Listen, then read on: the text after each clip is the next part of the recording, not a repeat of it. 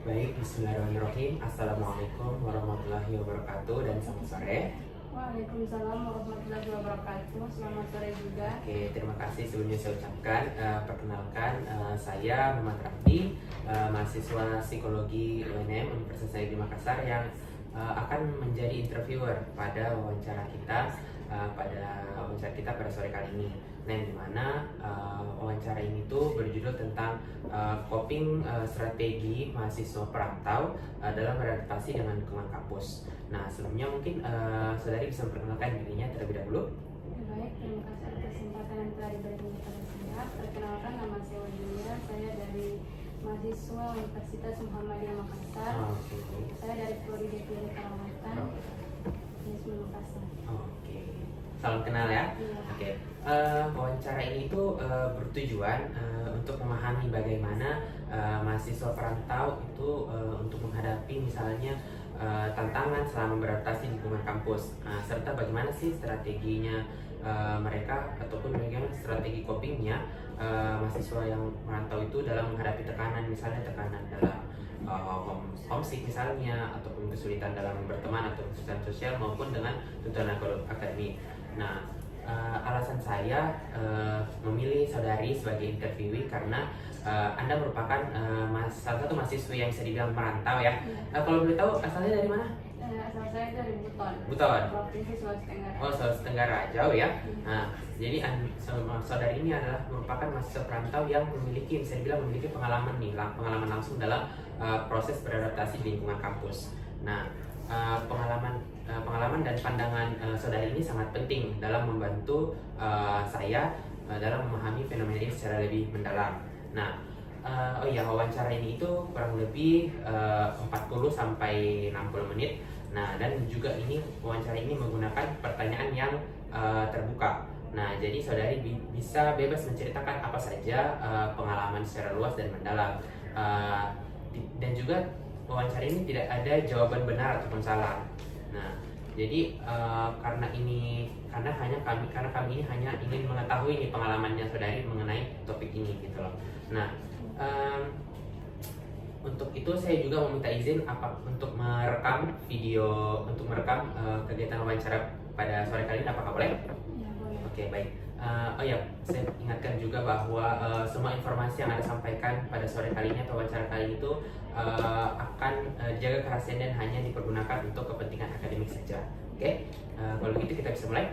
Ya, bisa. Oke, kita mulai di pertanyaan pertama. Sebelumnya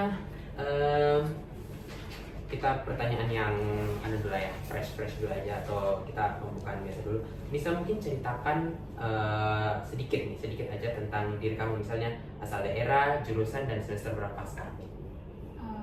Baik, saya dari Buton, Provinsi Sulawesi Tenggara. Saya mengambil jurusan D3 Keperawatan di Universitas Muhammadiyah Makassar. Dan sekarang sementara proses semester 2. Oh, semester 2, berarti masih bilang maba ya? Iya. Oke. Apa alasannya untuk sampai akhirnya memilih Unismu atau Universitas Muhammadiyah? Kenapa misalnya kamu merantaunya di Makassar, kenapa nggak di daerah lain gitu loh? Kalau boleh tahu kenapa? Kemarin itu kan tes SNBP dan SNBT di Universitas Negeri Makassar. Namun ditolak. Oh, oke. Jadi bukan ditolak, tapi maksudnya belum rezeki istilahnya ya. Dan kenapa saya memilih Muhammadiyah Makassar? Karena kemarin itu direkomendasikan sama teman sendiri, dan teman itu saya ditemui pas turun merantau tes SNBT di Universitas Negeri Makassar. Maka dari situ saya berpikir bahwa bisalah kalau memang dibantu untuk proses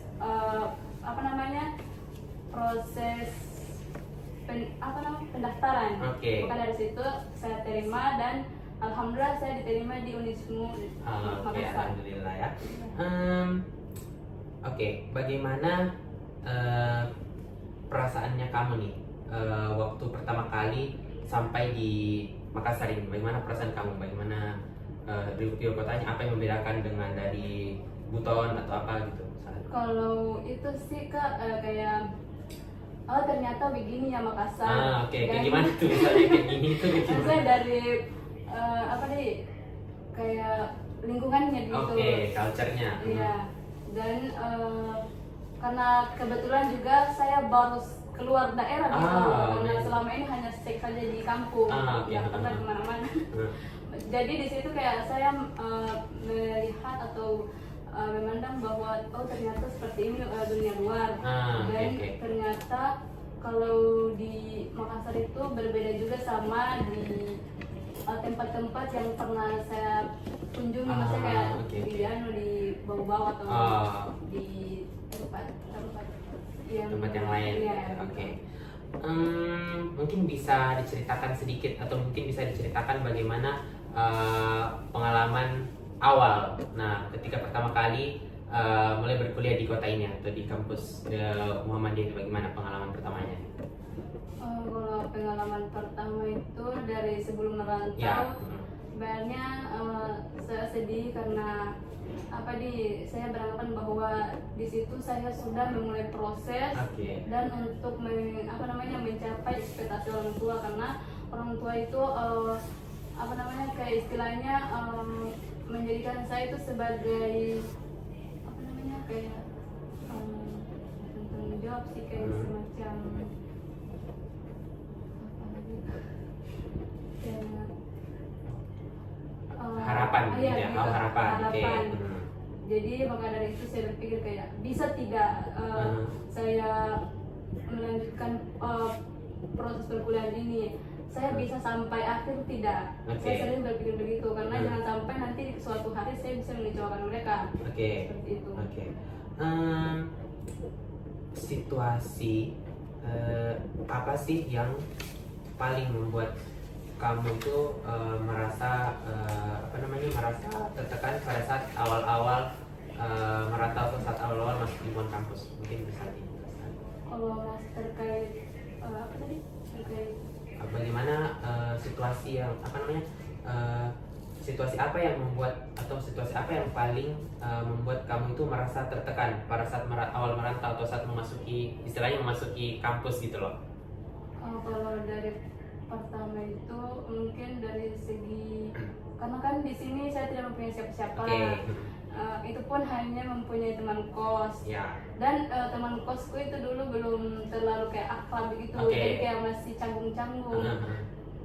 Dan juga itu yang merasa saya paling tertekan itu di bagian segi biaya itu hari, karena di situ saya belum, istilahnya kayak kurang sekali dari segi ekonomi.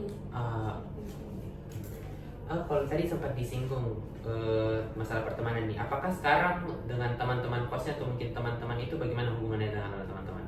Kalau sekarang sih karena saya sudah memasuki semester 5, sudah bersama-sama juga dari semester 1, alhamdulillah kayak sudah dianggap seperti keluarga lah. Oke. Jadi saya sudah bisa bilang sudah dekat lah gitu ya. Oke. Apa ya lagi? Kesulitan apa atau kesulitan utama apa yang kamu hadapi nih, misalnya apakah akademik atau misalnya emosional, sosial atau apa? Ada kesulitan apa yang paling kamu hadapi? Kesulitan apa dalam merantau ini tuh, kesulitan apa sih yang paling sering gitu loh? Apakah masalah emosional kah, akademik kah, atau pertemanan kah? Kalau itu sih dari sosial. Kenapa itu? Dari lingkungannya. Karena atau dari juga segi kayak intinya tadi itu yang segi sosialnya. Kayak proses beradaptasinya itu kayak saya belum mampu untuk beradaptasi, karena itu yang seperti kayak dari pertemanan saya masih belum kayak belum terlalu menyesuaikan diri sama teman. Karena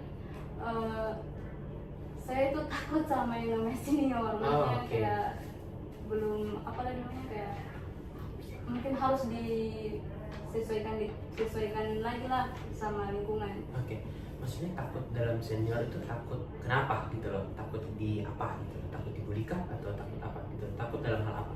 Kalau dengan senior itu kayak takut dari berbicara, karena jangan sampai apa yang saya katakan itu kayak menyinggung, karena kan sekarang iya. ini saya baru menyesuaikan bahasa saya sama bahasa yang ada di Makassar atau logat-logat itu juga. Jadi di situ yang membuat saya kayak belum mampu untuk beradaptasi sama mereka. Oh, jadi takutnya ada mispersepsi atau miskomunikasi. Iya, Oke. Terus kapan kamu tuh mulai merasa bahwa merantau ini itu bukan sesuatu hal yang mudah, atau merantau ini itu merupakan sebuah tantangan gitu? Kalau dari segi tantangannya itu karena di situ saya sudah mulai berproses, maka di situ saya anggap tantangan karena bagaimana saya bisa berkuliah dengan baik, atau kebetulan juga saya menekuni satu organisasi yang ada di kampus. Karena istilahnya kalau kita mengikuti organisasi itu kan kita harus membutuhkan energi atau mental yang kuat ya kan. Karena di situ kita mulai dididik, dilatih bagaimana kita memanajemen waktu, bagaimana kita berpikir kritis, bagaimana kita menyelesaikan suatu masalah. Karena itu saya merasa kayak itu tantangan, karena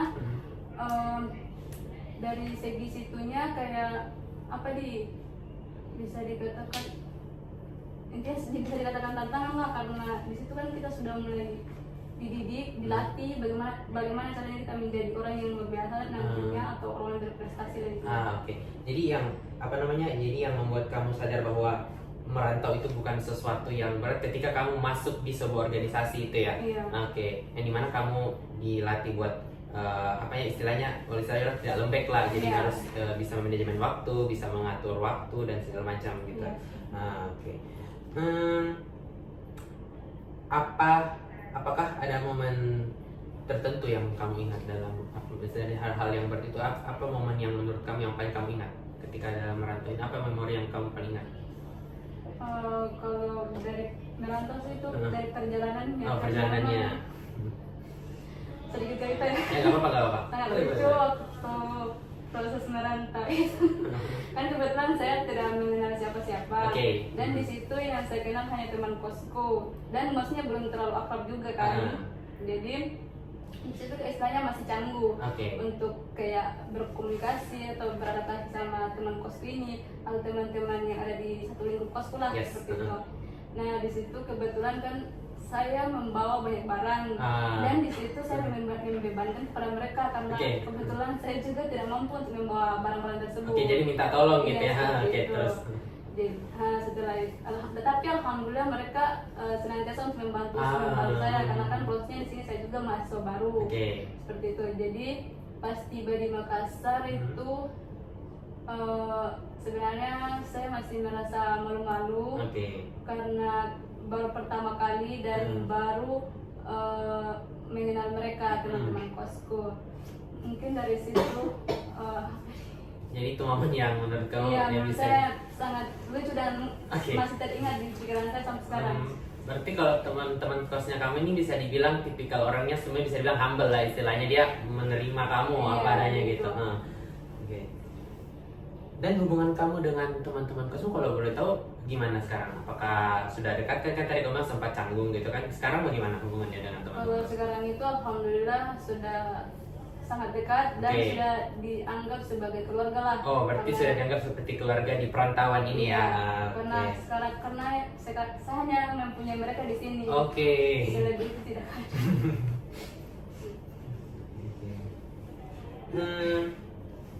Siapa yang paling berperan dalam membantu kamu di masa-masa awal merantau ini? Siapa? Yang pertama itu orang tua, dan yang kedua teman-teman. Iya, teman-teman kos lah. Teman-teman kos. Karena kalau orang tua itu selalu mendukung saya dari proses saya awal mulai merantau sampai sekarang. Mereka selalu mensupport saya, maupun dari segi perkuliahan atau pertemanan atau bagaimana saya beradaptasi dengan lingkungan saya di sini. Mereka selalu istilahnya mensupport lah. Tapi kalau dari segi pertemanan, alhamdulillah mereka juga selalu istilahnya kayak memberikan support gitu ya. Memberikan juga yang terbaik pada saya. Jadi orang bisa dibilang orang tua dan juga teman-teman kami itu bisa dibilang memberikan kamu sesuatu hal yang positif gitu, adalah berperan untuk membantu kamu berproses di di perantauan ini. Iya. Oke. Nah, bagaimana dukungan tersebut mempengaruhi proses adaptasinya kamu? Bagaimana dukungan tersebut dapat membantu prosesnya kamu itu? Bagaimana dukungan tersebut itu mempengaruhi proses adaptasinya kamu? Kalau dukungan tersebut memang sangat berpengaruh dalam proses saya, karena di situ apalagi dari orang tua tadi ada motivasi yang selalu memberikan saya atau yang bisa mendorong saya untuk terus berproses dan selalu semangat. Apalagi bisa dikata kalau keperawatan itu tidak mudah ya, dari proses dari segi prakteknya, terus biaya prakteknya juga. Maka dari situ kayak mereka selalu mendukung walaupun itu tidak mudah. Dari semua itu bagaimana sih perasaannya kamu nih? Apakah ada dampak aktivitas sehari-hari misalnya dari itu, misalnya perasaannya kamu tuh gimana, dan dampaknya mungkin ada nggak sih dampaknya dalam kehidupan sehari-hari? Misalnya dampaknya kayak dari ini semua saya bisa beradaptasi atau apa misalnya? Kalau itu sih dari kayak proses perkuliahan memang saya bisa beradaptasi dan seperti saya katakan tadi di organisasi, dan disitulah yang membuat saya untuk terus melangkah dengan menambah pengalaman atau relasi. Karena ketika kita bertemu sama orang itu pasti kita diberikan relasi atau pengalaman. Karena dengan pengalaman itu kita bisa kuat lah, karena ada terus dukungan dari atau ada dorongan terus dari teman. Seperti itu. Ketika misalnya kamu menghadapi kesulitan atau masalah, apa sih yang biasanya yang langsung kamu lakukan gitu? Kalau saya menghadapi masalah itu apa yang saya lakukan? Ketika kamu menghadapi sebuah masalah, saya lakukan ini gitu loh. Yang pertama itu kalau ketika mendapatkan masalah, kita harus menyelesaikan masalah tersebut. Karena kalau kita terus menunda-nunda masalah tersebut, kita tidak menyelesaikan dengan baik, maka itu akan mengejar kita terus. Kayak ada terus di lintas pikiran kita bahwa kenapa harus begini, atau masalah apa lagi ini atau bagaimana caranya saya bisa menyelesaikan masalah ini. Maka dari itu ketika ada masalah harus diselesaikan lah intinya, karena ketika kita menunda-nunda maka itu akan membuat kita stres. Jadi kalau misalnya kamu ada masalah, jadi kamu bukan tipikal orang yang udah saya mau nantilah dulu, ini masalah biasa lah nanti saya selesaikan. Jadi tapi kamu tipikal orang yang kalau misalnya menghadapi sebuah masalah, saya mau langsung selesaikan masalahnya supaya saya nggak mau intinya saya tidak mau punya masalah gitu ya. Betul. Bagaimana caranya kamu untuk mencari solusi atas masalah itu? Gimana caranya kamu mencari solusinya itu? Untuk menyelesaikan masalah tersebut? Ya, gimana caranya kamu? Yang pertama itu curhat. Curhat ke siapa? Orang tua atau teman. Maksudnya memberitahu mereka bagaimana cara kita menyelesaikan ini atau apa solusi yang bisa kita lakukan. Intinya seperti itu. Jadi kalau misalnya kamu tanya teman, saya harus bagaimana nih, atau mengetet orang tua misalnya kamu hadapi masalah, jadi kayak kamu tanya orang tua kamu misalnya kayak saya lagi ini saya harus apa, atau teman kayak gitu. Selanjutnya adalah mengapa kamu memilih strategi tersebut untuk mengatasi, mengapa kamu memilih cara-cara tersebut untuk menanggulangi masalahnya kamu itu? Ya, karena ketika saya tidak mengambil strategi itu, maka saya akan stick sendiri. Saya akan merasa kayak stick sendiri dan kayak merasa kayak masalah tersebut tidak akan pernah selesai. Ketika saya curhat atau saya memberitahu kepada teman atau orang tua saya, maka di situ saya akan diberikan solusi. Bagaimana caranya saya bisa mampu menyelesaikan itu masalah, dan kemudian bagaimana apa langkah yang bisa kita ambil untuk menyelesaikan masalah tersebut. dari semua yang dari semua strategi yang kamu lakukan itu, adakah yang pernahkah strategi itu atau itu tidak berhasil, dan bagaimana reaksinya kamu? Pernah enggak? Kalau tidak berhasil sih enggak pernah. Enggak pernah ya, jadi misalnya jadi dapat solusinya. Iya, Oke. ada terus nah yang namanya berhasil dari solusi tersebut. Oke, jadi bisa dibilang solusi-solusi yang diberikan entah itu teman atau orang tua, ya alhamdulillah bisa dibilang membantu gitu ya. Next, bagaimana kamu menilai bahwa usahanya kamu itu berhasil, atau kan kamu bilang tadi kan kamu bilang tadi itu bahwa semuanya berhasil, tidak ada yang tidak berhasil. Bagaimana kamu menilai itu? Bagaimana kamu yakin bahwa ini usahanya yang berhasil gitu loh? Kalau dari itu sih saya menilai bahwa berhasil karena apapun solusi yang diberikan sama orang tua saya bisa menerapkannya, dan itu yang dapat membuat misalnya dari contoh seperti masalah tadi, ya misalnya atau masalahnya sudah terlalu banyak lah, atau masalahnya sudah sudah terlalu kayak masalahnya sudah tertumpu nih. Tetapi ketika saya mendapatkan atau menerima jawaban dari orang tua saya atau solusi yang diberikan kepada orang tua saya, di situ saya bisa menerapkannya dan bisa melakukannya agar masalah tersebut bisa terselesaikan. Itu makanya di sini saya katakan bahwa itu sesuatu yang berhasil. Oke. Apakah dari semua itu, apakah dari semua pengalaman itu sekarang ini sudah meningkatkan rasa persedianya? Kan tadi kamu bilang di awal kamu masih merasa malu-malu, minder, dan sekarang dari semua pengalaman itu apakah sudah meningkatkan nih rasa persedia kamu? Entah itu adakah rasa perubahan dari awal sampai sekarang itu gimana? Ada yang sudah, ada juga yang belum. Oke, apa itu? Kalau yang sudah itu kayak saya sudah kayak dari proses belajar yang tadinya kayak malas minim baca buku, sekarang sudah alhamdulillah baca buku sudah mulai. Dan yang kedua kayak yang tadinya saya tidak disiplin waktu, saya jadi disiplin waktu. Dan yang ketiga kayak saya sudah karena kan kemarin itu sebelum saya berpengalaman atau merantau, saya berpikir begini, bagaimana sih tentang perkuliahan itu? Kayak saya merasa kayak kuliah itu kayak sesuatu yang tidak enak lah, maksudnya kayak pasti ada orang-orang yang merasa seperti ini, atau kadang istilahnya ada orang yang tidak bersungguh-sungguh hanya mengecewakan orang tuanya. Tetapi setelah saya merantau dan mempunyai pengalaman, saya berpikir bahwa ternyata pikiran saya selama ini salah. Tidak, padahal ternyata tidak semua apa yang kita pikirkan itu salah. Jadi saya beranggapan bahwa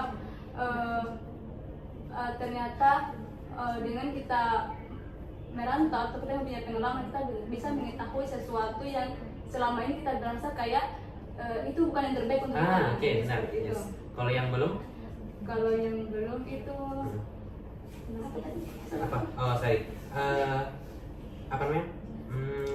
apakah pengalaman itu tuh meningkatkan rasa percaya diri kamu? Kan tadi itu yang sudah ketika kamu merantau, kamu dari awalnya sudah dari awalnya bisa dibilang kamu agak malas membaca buku, sekarang rajin. Dan yang kedua tadi kamu bilang juga bahwa awalnya kamu belum bisa memanajemen waktu, setelah merantau ini dan masuk organisasi, alhamdulillah sudah bisa memanajemen waktu dan sebagainya. Dan itu tadi yang sudah. Dan kalau yang belum? Kalau yang belum itu kayak saya masih canggung untuk bertanya. Karena seperti yang saya katakan tadi, dari segi komunikasi, karena saya belum menyesuaikan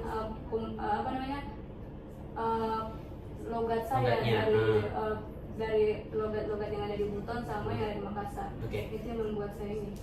Yang membuat belum bisa. Tapi dari itu misalnya, apakah misalnya kamu ragu nih, apakah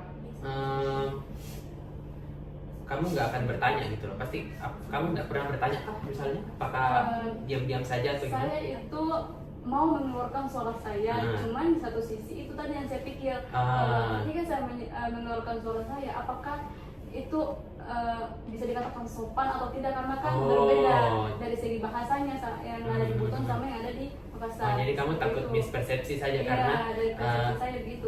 Tapi kamu jujur kamu pengen untuk mengeluarkan suara.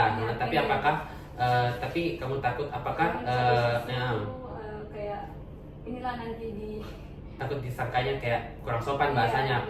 Padahal niat kamu cuma ingin bertanya seperti itu. mengeluarkan suara lah dalam pendapat atau dalam segi bertanya. Oke. Kita bahas yang berhasilnya saja. Kira-kira berapa lama prosesnya kamu itu tuh untuk beradaptasi? Kira-kira? Kalau untuk beradaptasi itu Berapa lama prosesnya? ya dari awal masuk sampai sekarang lah masih dalam proses mengadaptasi. Oke. Langkah-langkah selain itu tadi, apakah masih ada langkah-langkah lain yang kamu lakukan dalam berproses itu? Ada tidak langkah-langkah seperti yang tadi kamu lakukan, seperti yang tadi kamu katakan? Ada tidak lagi langkah-langkah? Bebas. Misalnya kayak tadi itu yang kayak apa ya? Langkah-langkah yang kayak langkah-langkah Dalam berproses. ya dalam berproses itu langkah-langkahnya itu bagaimana?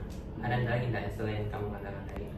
Kalau untuk langkah-langkah dalam berproses itu yang pertama intinya berusaha dulu. Oke.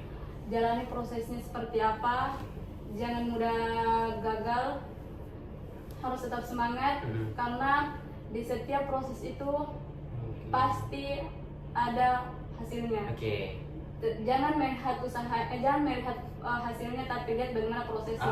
Oke. Ya, seperti itu. Jadi apa ya? Jadi sebenarnya kayak usaha itu tidak akan pernah mengkhianati Iya, hasil. tidak akan pernah mengkhianati hasil. Oke. Wow, bagus sekali jawabannya ya. Oke.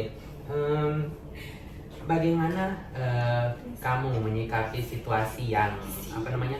Dimana kamu tidak bisa mengubah situasi tersebut? Misalnya, ya seperti yang kita tahu bahwa kita di perantauan ini, karena kebetulan saya juga perantau di sini, di perantau juga di Makassar, yang dimana kalau kita tahu bahwa kita di kota perantauan atau di daerah perantauan itu kita tidak punya siapa-siapa misalnya gitu ya.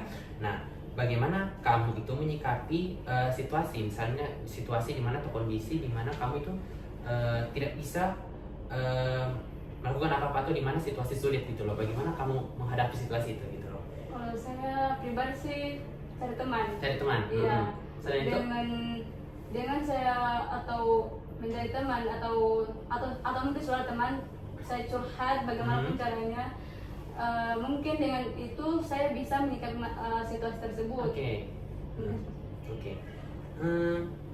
Selanjutnya bagaimana? Apakah yang kamu lakukan itu menerima keadaan yang sesuai apa yang kamu lakukan untuk menerima keadaan yang misalnya tidak sesuai dengan harapannya kamu?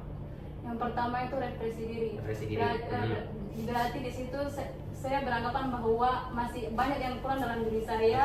Berarti harus tetap semangat belajar untuk menambah relasi pengalaman, karena saya pernah mendengar pepatah sih kayak orang yang berpengalaman itu tidak akan mati kelaparan. Maka dari itu kita harus memperbanyak teman beradaptasi untuk menambah pengalaman kita, karena dengan pengalaman itu bisa membantu kita dalam dunia pekerjaan. Jadi seperti tadi yang kamu katakan, berarti yang untuk kamu menerima keadaan itu yang tidak sesuai dengan cara adalah itu tadi, mencari teman sama seperti tadi. Apakah kamu pernah mencoba untuk mengubah cara berpikir tentang masalah selain apa tadi namanya, selain mencari teman? Adakah lagi hal yang lain yang kamu pikirkan untuk menghadapi situasi sulit di perantauan ini gitu loh? Selain itu tadi mencari teman, ada enggak lagi yang kamu pikirkan untuk menyelesaikan sebuah masalah yang tidak bisa kamu selesaikan di perantauan ini? Selain cari teman, ada enggak? Kayaknya sih tidak ada ya, karena di sini itu saya hanya mempunyai teman. Dan kalau intinya tidak lari dari yang namanya teman, karena di situ saya dibantu selain orang tua, karena kan orang tua hanya membantu memberikan solusi lewat HP atau bisa menelpon toh. Jadi intinya orang tua tuh dia membantu dari jauh istilahnya gitu ya. Tapi kalau teman di perantauan kan itu langsung dekat gitu ya, langsung dibantu dalam segi fisiknya lah intinya. Jadi secara langsung maksudnya. Secara langsung dibantu.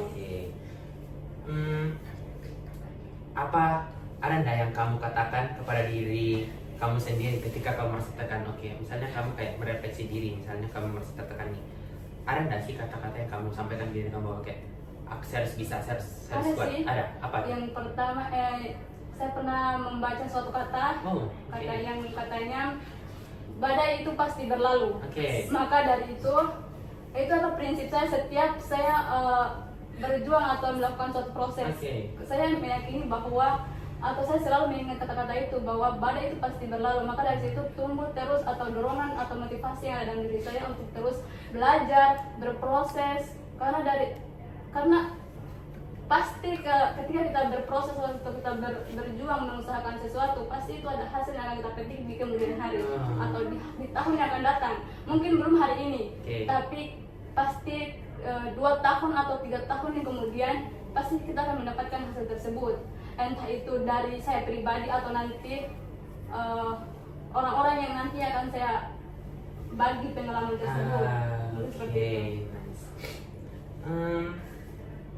Kita langsung masuk lagi yang selanjutnya adalah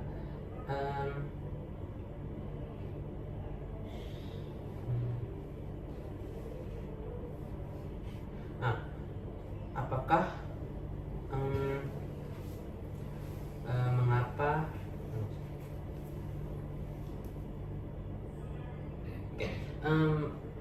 mengapa kamu memilih misalnya untuk melihat dari sudut pandang yang berbeda? Seperti kamu yang katakan tadi, badai pasti berlalu. Kenapa kamu melihat melalui sudut pandang tersebut?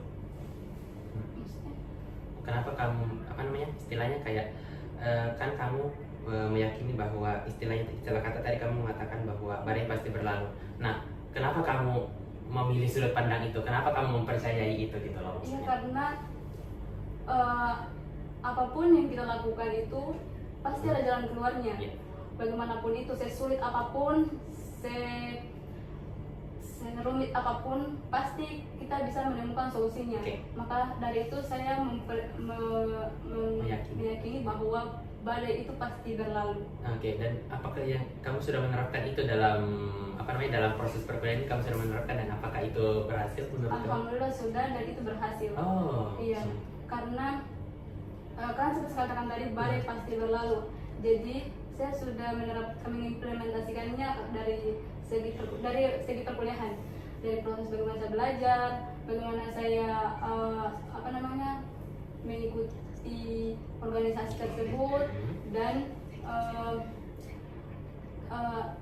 dan saya mengambil itu karena apapun yang kita lakukan hari ini pasti akan berdampak di esok hari. Dari pemikiran itu, apakah membuat kamu lebih tenang nih ketika misalnya kamu yakin diri, badai pasti berlalu, saya pasti bisa menghadapi semua ini, gitu loh. Apakah itu membuat kamu feel better atau merasakan lebih tenang gitu loh setelah mengucapkan kata-kata itu dalam diri kamu sendiri? Apakah membuat kamu merasa jadi lebih baik mungkin? Iya, saya misalnya setiap ada kesulitan atau ada sesuatu mungkin yang saya beranggapan saya tidak mampu atau saya tidak bisa menyelesaikannya, tetapi dengan saya mengingat terus kata badai pasti berlalu, itu akan mendorong saya untuk kayak pasti bisa Julia, kamu bisa melakukannya, pasti semua itu adalah jalannya. Jadi alhamdulillah bisa dibilang berhasil lah ya untuk dengan quotes apa tadi, badai pasti berlalu ya. Saya suka quotes nih, badai pasti berlalu.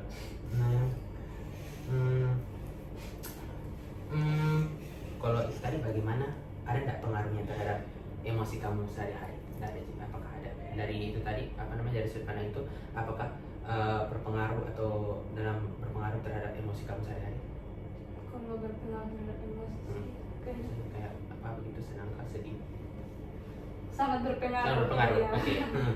Karena kenapa? Dengan saya mengingat badai pasti berlalu itu, saya akan yang terlintas di otak saya itu adalah orang tua. Saya merasa bahwa bisa tidak saya mencapai ekspektasi mereka. Saya bisa tidak membahagiakan mereka di kemudian hari. Itu makanya saya selalu memegang kata-kata itu. Jadi bisa dibilang kayak menjadi sebuah pukulan gitu atau menjadi support dalam diri gitu ya. Apakah dari itu tuh, kembali lagi nih, apakah dari itu tuh bisa membuat kamu merasa lebih mampu nih untuk beradaptasi? Iya, sangat mempengaruhi dalam beradaptasi. Karena kalau kita Maksudnya kalau kita cuma sendiri, karena manusia ini diciptakan saling membantu lah, maksudnya saling makhluk sosial, ya, makhluk sosial, saling membutuhkan.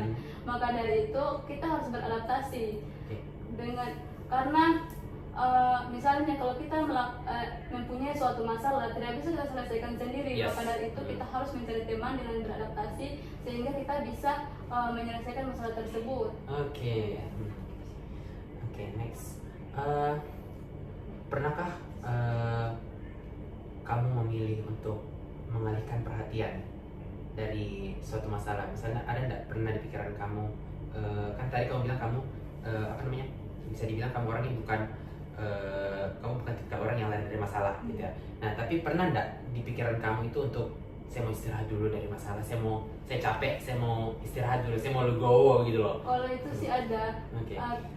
Tapi ketika masalah itu sangat berat atau sangat membuat saya membuat saya tidak berenergi lagi, maka saya akan maksudnya menanyakan sama diri saya bahwa jangan dulu diselesaikan, saya istirahat dulu, maksudnya butuh energi untuk menyelesaikan masalah tersebut, karena kan itu sudah semakin membesar masalahnya atau sudah semakin terpuruk masalahnya. Maka dari itu saya harus intinya kayak refreshing dulu lah sebelum menghadapi lagi masalah tersebut. Oke, jadi istilahnya kamu bukan lari dari masalah, tapi kamu membutuhkan waktu buat merecharge energi. Masalahnya bisa selesaikan, tapi saya mau istirahat dulu.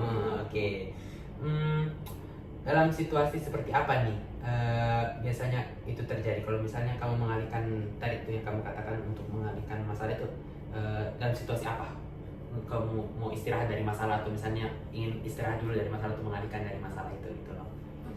Dalam situasi apa? Dalam situasi misalnya masalahnya berat kah atau apa gitu loh? Iya, seperti yang saya katakan tadi, kalau misalnya masalahnya terlalu berat dan saya belum bisa mengatasi saat itu, maka saya membutuhkan waktu untuk memikirkannya bagaimana cara saya menyelesaikan problem tersebut. Saya membutuhkan intinya kayak waktu gitu. Dari masalah itu ada nggak kamu curhat ke teman-teman kamu tadi? Ya pastinya ada. Dan seperti yang katakan tadi bahwa saya membutuhkan teman untuk menyelesaikan hal tersebut, mencari solusi bagaimana caranya untuk bisa menyelesaikannya. Apa aktivitas yang kamu lakukan untuk mengurangi tekanan atau mengurangi tekanan, misalnya apa kegiatan apa yang bisa kamu lakukan? Yang pertama itu jalan-jalan biasanya kemana nih? Kayak semacam pergi ke suatu wisata-wisata untuk merefreshing otak. Misalnya ke tempat refreshing, misalnya ke mana? Kayak seperti yang katakan tadi, di suatu wisata, atau yang kedua itu shopping. Jadi bisa antara refreshing ke tempat wisata, katakanlah pantai misalnya ya, dengan shopping itu, jadi itulah yang kamu jadikan sebagai coping. Nah itu tadi poin yang kedua yang ingin dicapai dalam dalam wawancara ini, yaitu copingnya mahasiswa, coping strateginya untuk bagaimana dia bisa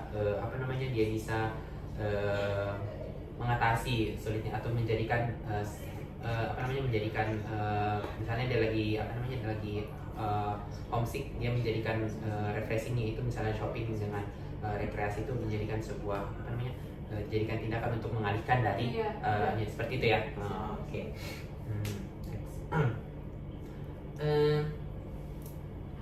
Nah, saya masih penasaran tadi ini, kenapa kamu merasa perlu mengambil jarak dari masalah itu? Kan mengapa kamu merasa perlu nih? Mungkin karena masalahnya berat mungkin, tapi kenapa misalnya kenapa kamu perlu nih untuk mengambil waktu? Iya, karena dengan saya mengambil waktu tersebut, saya bisa berpikir, karena kalau kita menyelesaikan masalah dengan terburu-buru itu kadang sangat tidak efisien.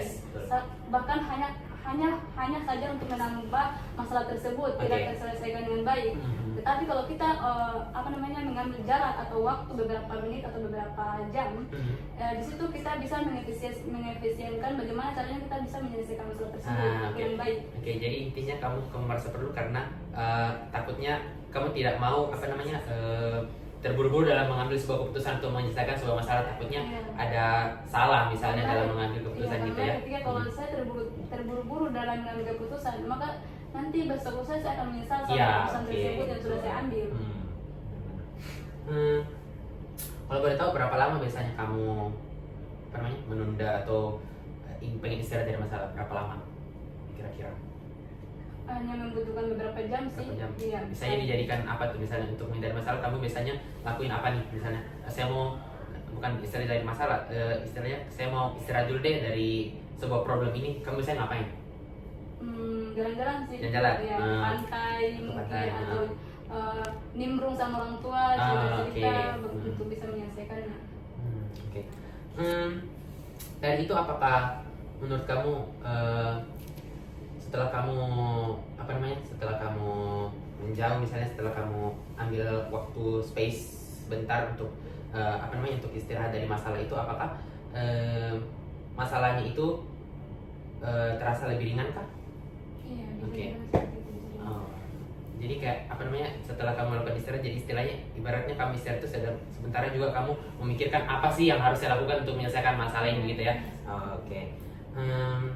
Dan menurut kamu itu tuh bisa dibilang ini membantu dalam jangka panjang nggak? Maksudnya dengan kamu itu tuh dengan menyelesaikan, dengan melakukan menjauh dari masalah itu bisa menyelesaikan dengan tidak terburu itu mempengaruhi jangka panjang nggak dari keputusan yang kamu lakuin gitu loh? Iya, mempengaruhi.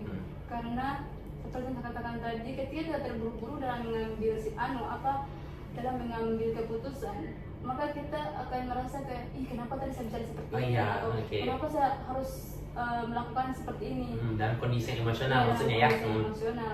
Tapi ketika kita mengambil jangka waktu, maka kita akan memikirkannya bahwa sebentar jangan bicara seperti ini, jangan melakukan seperti ini, karena pasti akan berdampak juga. Seperti itu.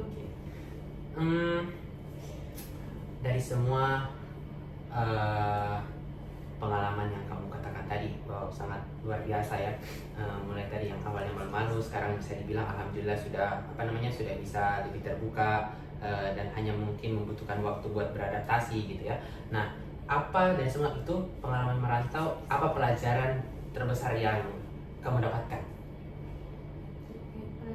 Apa pelajaran apa yang kamu dapatkan setelah merantau ini? Saya jadi tahu bahwa setelah merantau saya jadi tahu bahwa ini seperti ini gitu loh.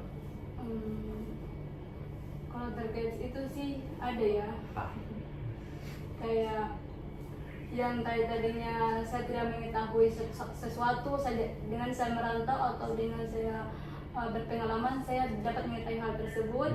Dan dari proses perkuliahan ya, dari kayak ternyata ada teman seperti ini, ternyata ada dosen seperti ini, ada orang seperti ini, dari hal itu sih. Jadi kayak bisa mengetahui sifat-sifat bahwa manusia ini unik-unik ya. Selanjutnya adalah apakah ada perubahan yang kamu rasakan yang dulu sebelum merantau awalnya seperti ini dan setelah saya merantau saya menjadi seperti ini, ada enggak perubahan yang kamu rasakan? Banyak. Mungkin bisa disebutkan. Kita sebutkan saja semuanya. Kalau perubahan dari awal sebelum merantau sama setelah merantau itu sangat jauh perbedaannya. Jadi signifikan sekali perbedaannya. Apa itu? Mulai dari, kalau saya pribadi sih yang jujur sekali ya, ini masalah percintaan. Kenapa tuh kalau masalah percintaan ini? Kan terbuka nih kan Kak? Nggak apa-apa dong, nanti boleh. Yang yang tadinya kayak saya hanya yang bukan juga dikatakan apa sih? Misalnya lebih terbuka lah gitu ya. Yang tadinya itu kayak saya hanya stay sama satu orang dan tidak memikirkan hal-hal yang lain lagi. Tetapi ketika saya merantau, saya sudah bisa berpikir bahwa tidak semuanya harus ke situ terus. Saya harus bisa keluar dari zona itu. Jadi istilahnya memang dulu ya pikirannya pikirannya kita waktu ibaratnya masih belasan tahun ibarat percintaan gitu ya. Begitulah. Tetapi pas sudah keluar dari zona tersebut, saya sudah bisa mengetahui bahwa ternyata tidak seperti itu. Tidak semuanya berhubungan dengan cinta gitu. Bahwa masih ada kepentingan lain yang harus dikejar gitu. Dari semua tadi itu strategi coping apa yang paling sering kamu gunakan? Strategi coping tadi itu coping itu misalnya kayak untuk menanggulangi gitu loh. Misalnya kayak kamu homesick atau misalnya kesulitan itu apa strategi apa yang kamu paling sering kamu lakukan? Strategi coping misalnya untuk menanggulangi misalnya kalau lagi homesick atau kesulitan bersosial ataupun ada tuntutan akademik, strategi coping apa tuh? Strategi apa yang bisa kamu lakukan untuk menanggulangi masalah tersebut gitu loh? Kalau itu sih, kalau secara saya pribadi yaitu mengingat kembali apa tujuan saya untuk ini merantau kan. Jadi saya tidak lagi mengingat kayak hal-hal yang kemarin. Jadi dengan merantau saya bisa kayak ternyata saya harus seperti ini, ternyata harus ada perubahan dalam diri saya, ternyata saya harus kayak istilahnya banyak lah yang harus diperbaharui. Jadi istilahnya selain shopping dan juga rekreasi dan belanja gitu ya, itu juga kamu jadikan sebagai coping stress tadi. Itu apa tadi yang kamu sebutkan? Yang itu tadi? Strategi coping apa yang kamu lakukan selain belanja dan juga jalan-jalan ya? Apa tadi alasannya?